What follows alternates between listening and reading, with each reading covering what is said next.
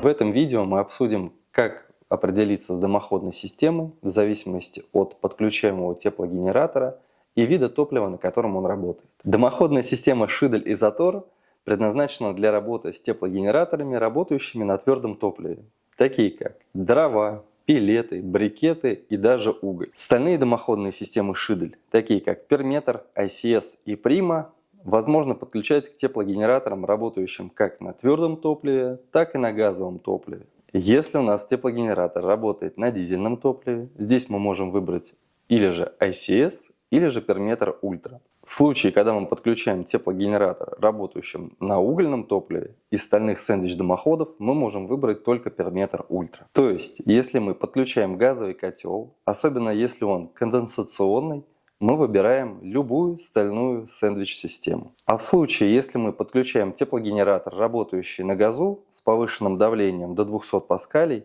мы также можем использовать любую стальную систему Шидель с применением манжеты, повышающей газоплотность.